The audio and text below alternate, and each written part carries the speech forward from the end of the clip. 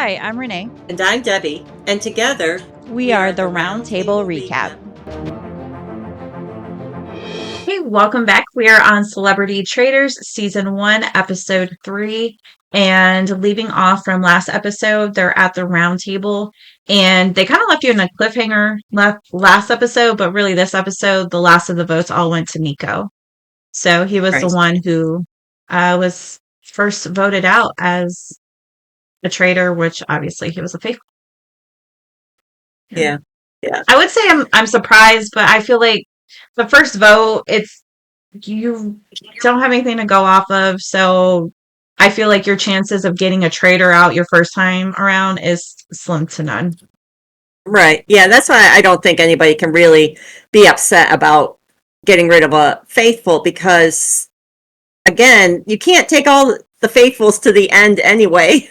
I mean, it's only going to, you have to, the game continues until there's only, I think, 5. I don't know what the most, maybe 5, 4 or 5, I think is the most at the end.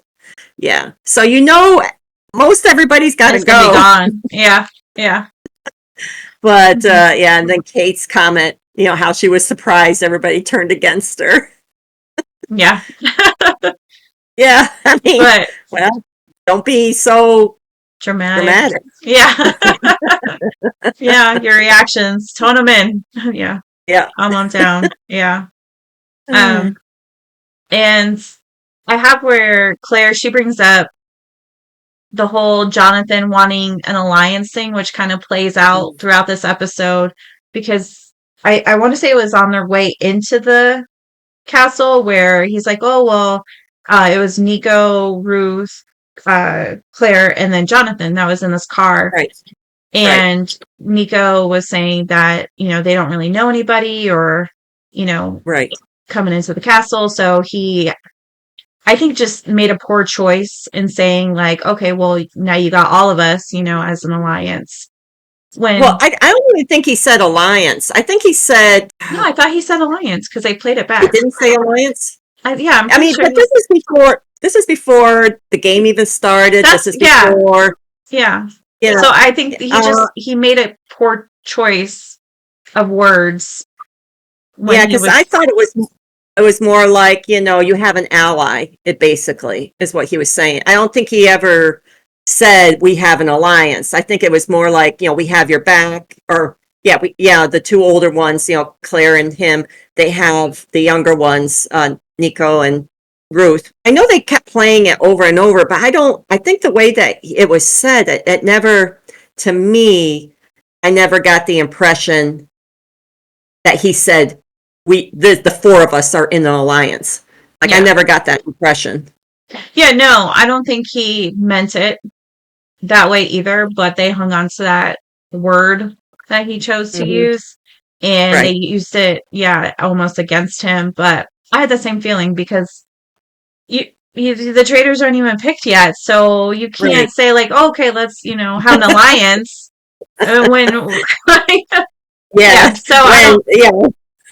What if you don't have them end up being traitors? right, like it's too early in the game. So I was kind of confused because they thought this was suspicious, but I don't think it should have even been brought up, really, because it was what it was.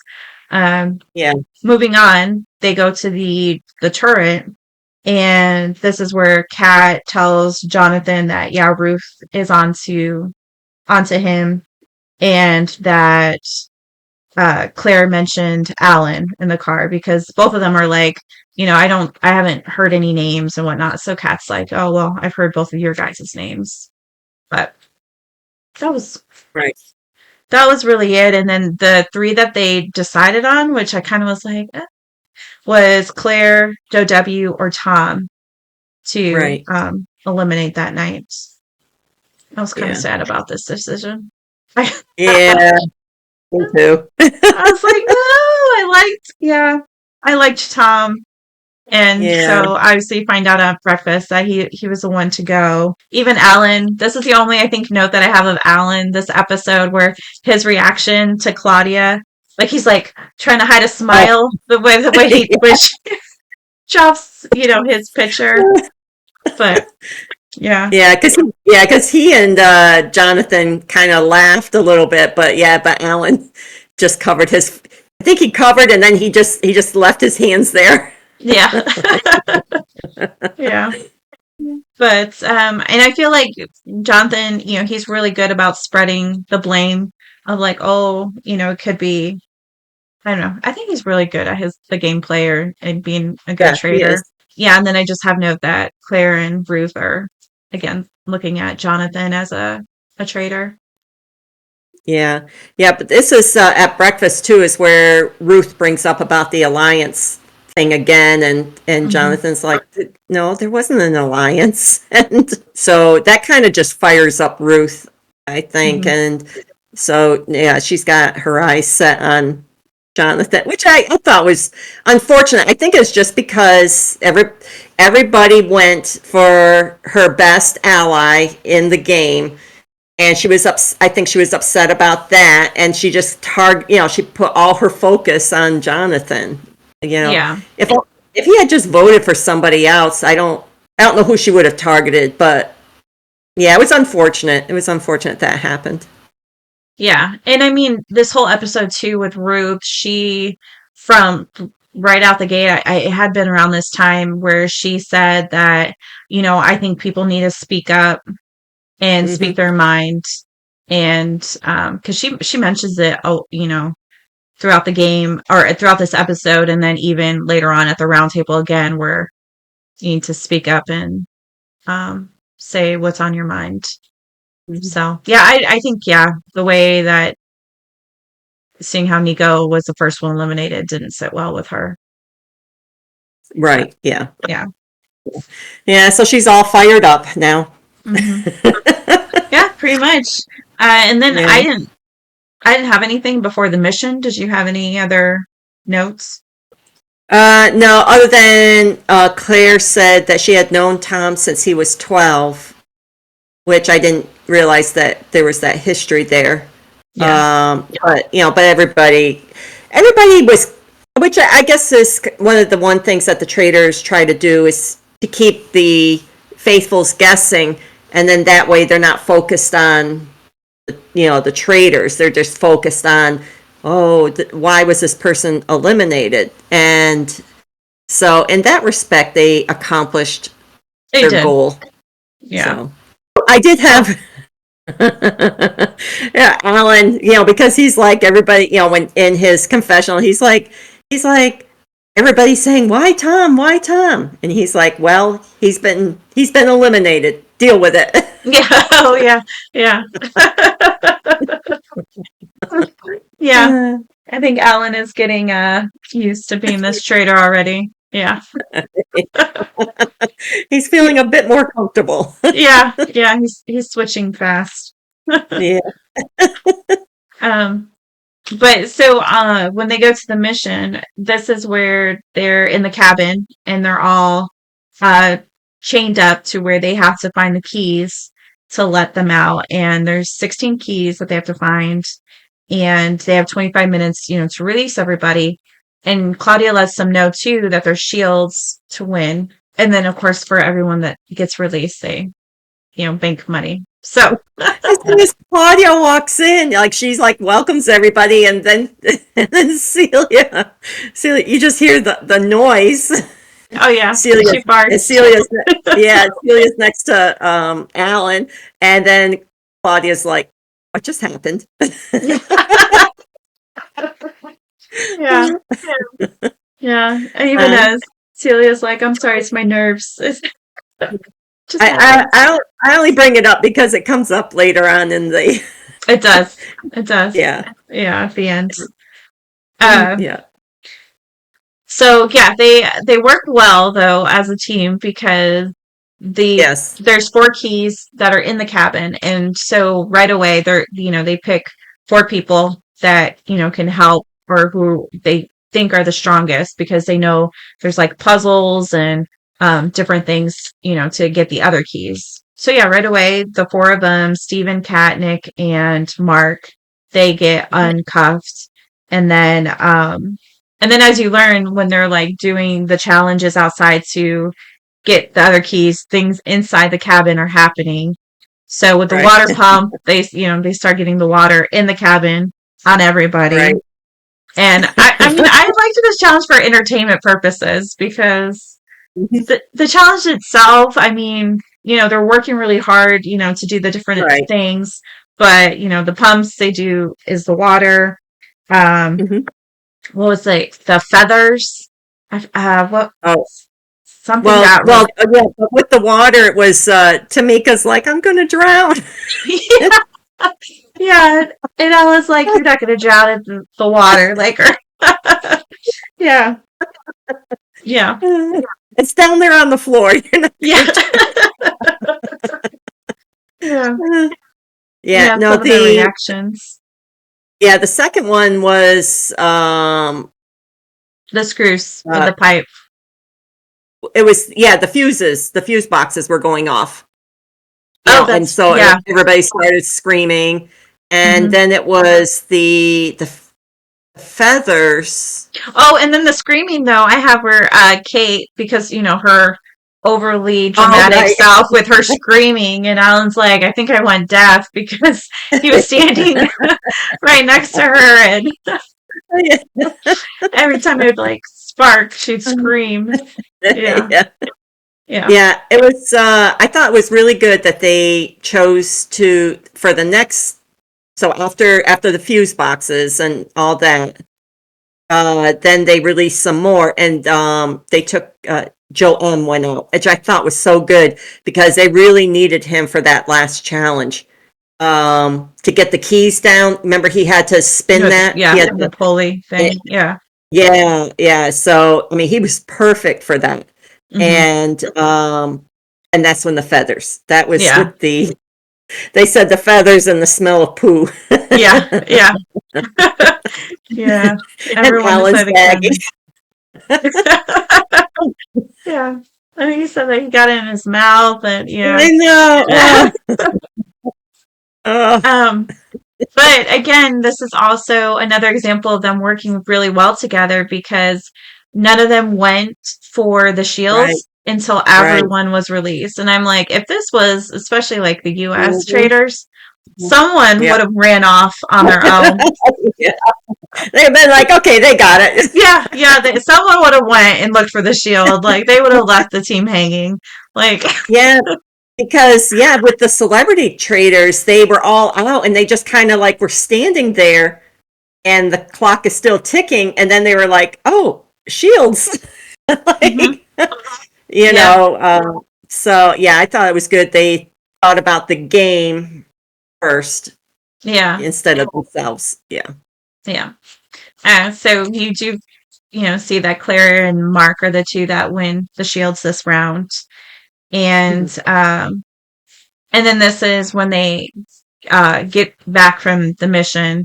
This is where Ruth, for her first time, because she's going to say it out loud again at the round table, but her first time saying that people need to not hold back. And then you have Celia, who's like, I'm going to go snoop. And then tells everybody, I'm snooping. Well, she went into they were in the, where were they? The breakfast area. And then she goes into the kitchen where there's Joe M, Alan, Pat, and David. And she comes in saying, I was just with the girls in the kitchen, and I told them I was going to go snooping. And then Alan's like, if you're going to snoop, you're not supposed to tell people you're snooping. Yeah. He's like, the first rule of snooping is not to tell people you're snooping. Yeah. No, she made it well known. That's what she was doing. Yeah. Okay. Investigative skills. I don't. And then I have also that both Joes are talking to one another. And I kind of like how they came up with this theory of like Claudia putting the big dogs against each other, which would be Jonathan versus Stephen. So like Joe W suspects Jonathan and Joe M suspects Steven as possible traitors because, yeah, they're really strong competitors. And so I thought that was actually really smart of them. Yeah, like, I think one's got to be a traitor and one's got to be a faithful. Yeah, I thought it was a really good theory to go on. Especially because they really don't have anything at this point. So to come up with that theory, I thought was really good. Yeah. I thought that was smart of them. And then moving into the roundtable, I have where this is where again Ruth is like, speak up, say your theories, to everybody. And Celia, who this is kind of smart too, because she says that like, she's been snooping, so she's been looking at who, not just who's talking to who, but also who are not talking to one another as well. And I mean, she was spot on when she said Kat, but then she said Kat and Charlotte. Yeah, and Kat's like, I think I do talk to Charlotte, because obviously Kat can easily be like, no, there's no reason for me not to talk to her, because obviously Charlotte's not a traitor.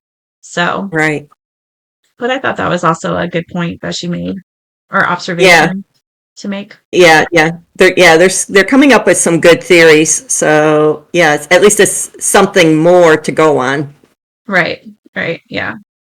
And then it's again, Claire brings up Alan as a potential, because they're still stuck on, it could be a big deflect that he's the one who got rid of Paloma.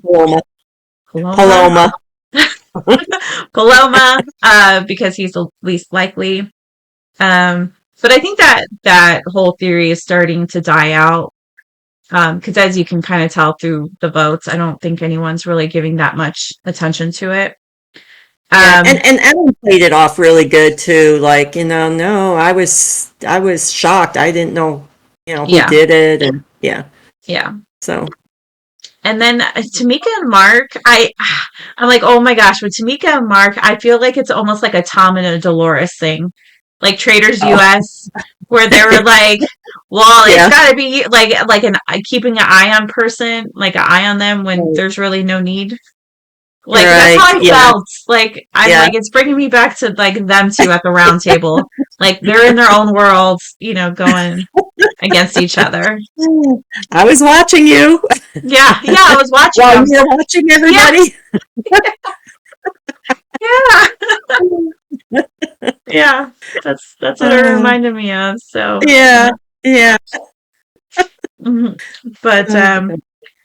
But yeah, this is where also Joe W. he speaks up about Jonathan, and he thinks that it could be him that was able to pull off the whole Paloma thing. Right. But yeah, so then of course once like Joe W. brings up Jonathan, then Ruth jumps on that bandwagon, and the whole alliance thing again comes up. Which I don't think holds any water. I mean, I know like it caught Jonathan off guard, and I think if I was playing the game, there's so many other theories, like this roundtable brought forth so many other theories. I think that her theory about this whole alliance thing would have been the weakest one, because it was before the game started. Right. Yeah. And I liked his argument, the fact that he's like, no, I've been transparent, and I even went up to him and was like, hey, I think you're a traitor, and he's like, I've been doing that around the castle. He's like, because I want to be transparent. And so I feel like that helped him in his case, because other people were like, oh yeah, he has done that. So I think people were kind of like, nah, no, kind of can dismiss that whole theory. Then I mean, it's just basically the votes that come up, and unfortunately, you can see with the voting how everybody's off on their own theory. It was a mix of people. I mean, what? Okay, so I have Tamika, Steven, Jonathan, Celia. Yeah, it was between those four, or they had. Oh, okay, because and then the ones that got one votes were Kat, Ruth, Alan, Charlotte, David, and Kate. So, I mean, there was a lot. There was all over the place. Yeah. Yeah, it was all over. But it just came down to those four were like the top ones that Yeah, but they were top ones by 2 votes. yeah, by just having another one person vote for them. Yeah. Yeah. It's true. Yeah, no, I mean, it was a mixed batch. Nobody knew. I mean, No. again, it's hard at the very beginning, but unfortunately, it was Tamika who went home, and then of course Mark felt completely bad for it because he's like, "I led the charge." I'm like, Yep. yeah, you did on both roundtables. And you're watching her like a hawk. Yeah. But Yeah. this is where Alan says to Celia, like, "Oh well, you know why I voted for you, right?" Oh. Yeah, and he's like, "It was because of the fart." Or, Yeah. yeah, yeah, It kind of broke the tension. At least it made people laugh and stuff. So, yeah. yeah, yeah. Yeah. And I also noted this is where you see how Alan and Kat are close as traitors, where they're like, yeah, we're only gonna back up Jonathan, and not let him sink us, which I thought was like the most ironic thing to say.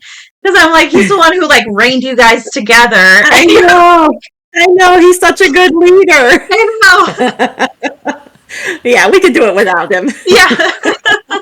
I know. I was like, oh, I don't know how they would. I mean, but they're not going out for him. They're just saying if it reaches a point. Right. They're not going down with him. Yeah, they're not going to go down with him. Right. Yeah. Yeah. But I just thought it was ironic that they would say that about him. But very much. Yeah, because he's such a good leader. Yeah. Yeah.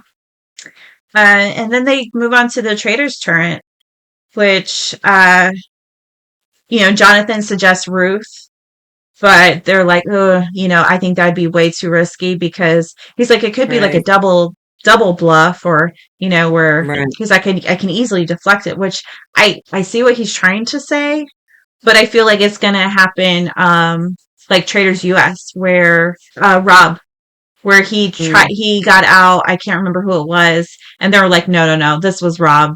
Rob is the one who got rid of this person, and he thought the double bluff thing would work, and it didn't. It sent him home. So yeah, I think that's dangerous. And even and I liked how Kat and Alan came and said, I don't know if that's a good idea, because Traitors US, they'd be like, yeah, go for it. Yeah, go put yourself out there.